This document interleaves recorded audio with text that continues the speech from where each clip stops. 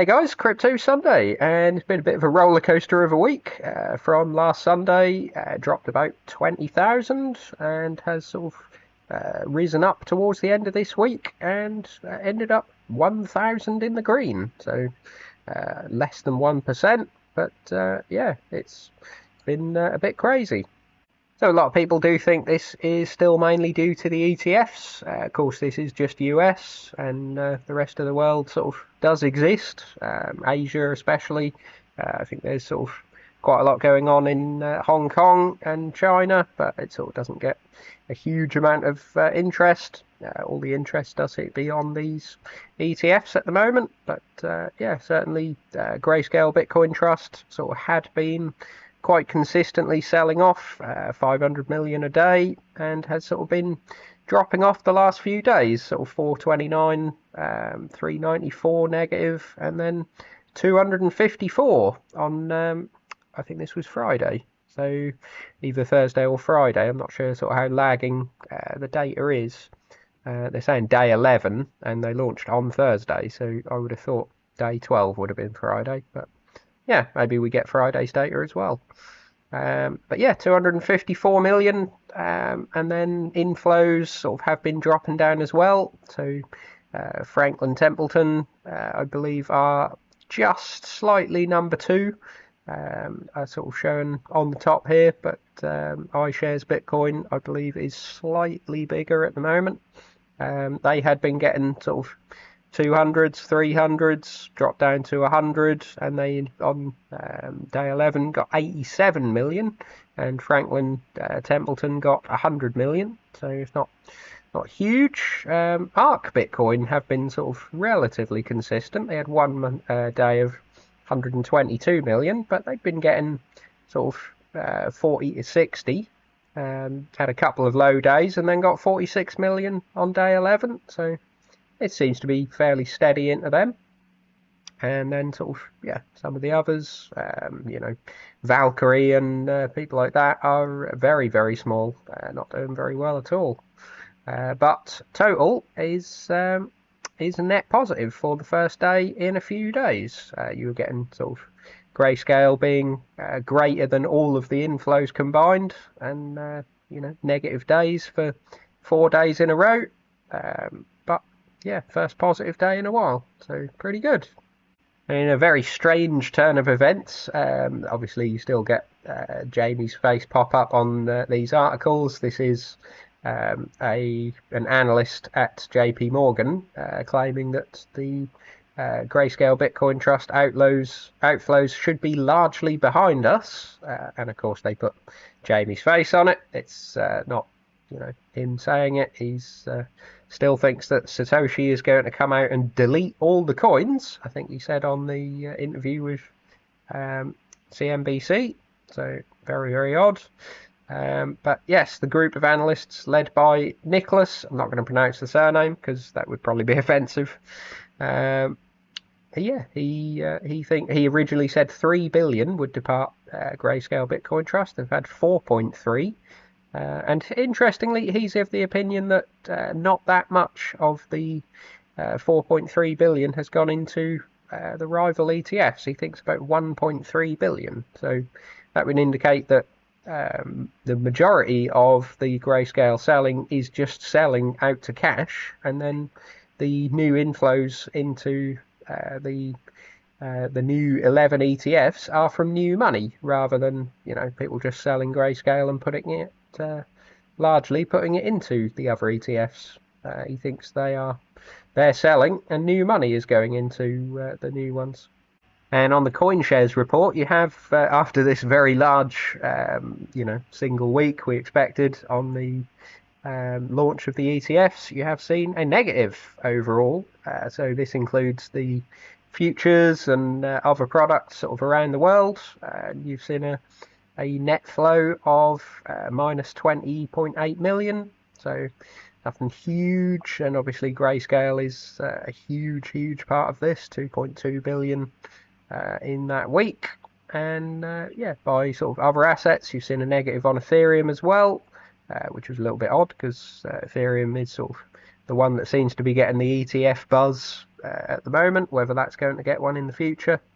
Inflows into multi-asset, which is a little bit strange. Solana seeing an outflow, 8.5 million, so that's starting to rack up on the month, but it's still at 707 million on assets under management, so that's fine. A little bit on Litecoin, quite a gain in short Bitcoin, so people are sort of trading from the looks of it. And then 4.9 million in other, I don't know what that is.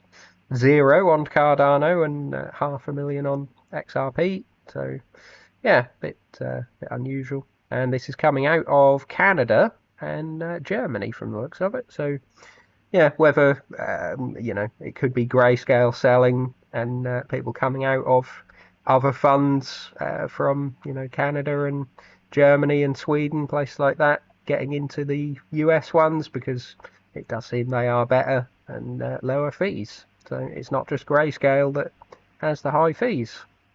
Then something that some people are seeing as the next catalyst, Google are allowing adverts. So people have been noticing that BlackRock and various other companies were booking in ad space in advance.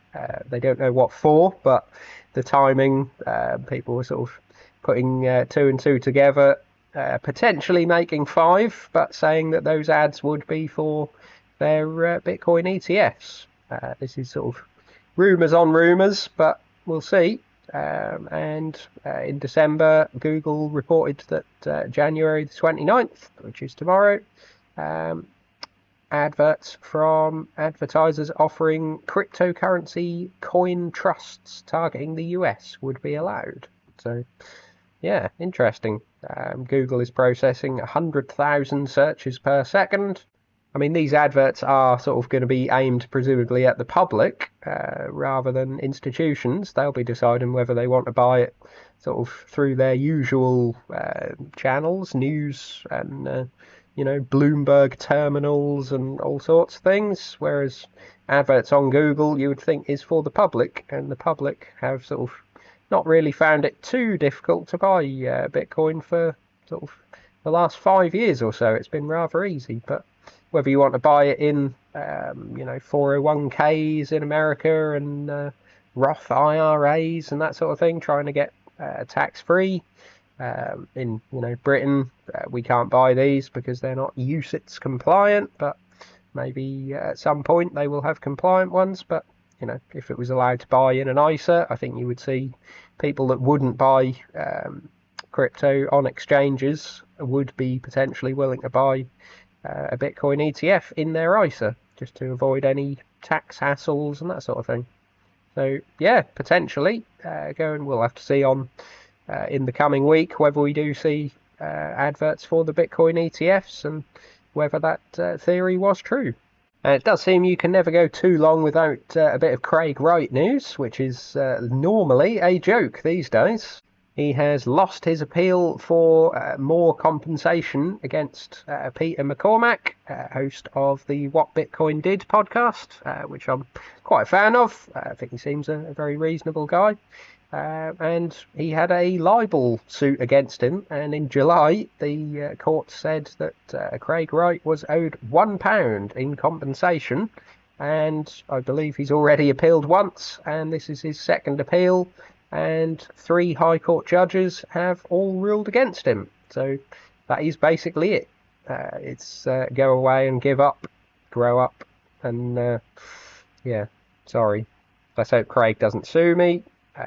Seems like if he could sue everyone that says he isn't Satoshi for £1 even, he would be rather well off. But let's see. He is still, unfortunately, going after his very, very large case to sort of basically prove that he is Satoshi, the identity trial. That's going to the High Court in London on the 5th of February. He doesn't seem to take any, any loss as permanent. He still thinks he can win any case, so he seems to spend half of his life in court, and yeah, we'll have to see. Sort of, he's saying that he is Satoshi and that he can't prove it because he's lost the keys, but yeah, he still wants presumably them to agree that he is Satoshi and force the devs to unlock the Satoshi wallet, and he would potentially dump 1 million Bitcoin on the market and buy Bitcoin Satoshi's Vision or BSV with it. But yeah, I can't imagine the courts going through with that. It's never had any indication that they were going to go through, and he has made an offer to settle before the case, so a non-negotiable offer to settle, and the opponents posted on X, that's a hard pass from us, so they're happy that they think they can win. So let's see. Well done, Craig. I noticed this last week as well. The Ethereum had stopped its relentless burn after the launch of the Bitcoin ETFs, interestingly. Maybe it was just a coincidence that started, but yeah, sort of reported that we'd seen a very good 2 weeks of burning, followed by a small rise, and I thought that may have been temporary, but no, that's basically continued, and we're not really far off where we started in the last 30 days, to be honest. So yeah, I have to see where this takes Ethereum, but I guess even if it comes back up to net after 30 days, that is still better than Bitcoin does. Bitcoin would be slowly rising, however much it would. And it does seem that this correlates reasonably well to price at the moment.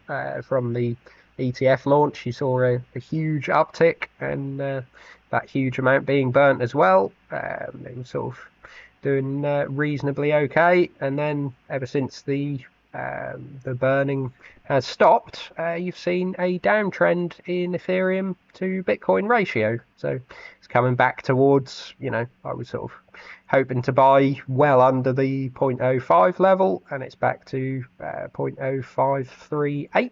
So interesting. We'll have to see. Sort of on the longer term, it's hanging out around the lower end of this wedge, although I think you can sort of say it's spent enough time sort of below it and around it that you can't really take the end of this wedge as particularly useful anymore. But yeah, I still think if we get a reasonable rise in Bitcoin over the next couple of months, maybe could see this under 0.05 again, and I might still have a think about the swap from some of my Bitcoin.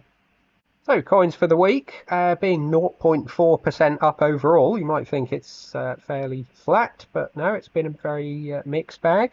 Bitcoin is up 2%, so it's outperforming most of the altcoins. Solana is up 4.5%, so not too bad. Ethereum is down 7.6%, so contributing to that ETH Bitcoin ratio. That's been quite a swing. Chainlink is down 7%, also not very good. Cardano down 3.7%, XRP down 3.5%, Power Ledger down 5.5%. It's reminding me I should have sold more towards the highs, maybe not at the highs, but yeah, I sold a third. Polygon up 2% actually, not too bad. Internet Computer up 14%. That's the outperformer for the week, quite good. Audius down 2.7%, Quant down 5.4%, Gala down 2%, Basic Attention Token and VeChain are flat. So, as I say, very up and down. Sort of Ethereum not doing very well at all. Bitcoin and Solana outperforming, and one or two sort of the smaller altcoins. There's other altcoins out there that are doing well, of course, but yeah, very interesting. I'm not sort of said if you saw yesterday, I'm not buying any crypto at the moment. I still see the stock options as the better risk reward. I'm sort of looking at, if all things go well, a potential sort of 20x on some of the options. If we get a reasonable move in the gold price, for example, or a nice move on Hymax, whereas I'm not 100% convinced, even on any of these altcoins, that I could see a 20x, potentially a sort of 10 to 15x by the end of the bull market. But it's small, small altcoins. I don't think there's any chance of even a 15x on Bitcoin or maybe even on Solana as well, and Ethereum. I think all three of these are probably limited to 10x from here, if not less. So the stock options I see as best thing to be investing in at the moment, even if it is, a large bet, and they could become worthless in 2 years, whereas obviously the crypto you still hold. So interesting, but that's the way I'm going at the moment. So leave your thoughts in comments below, and like and subscribe. See you soon.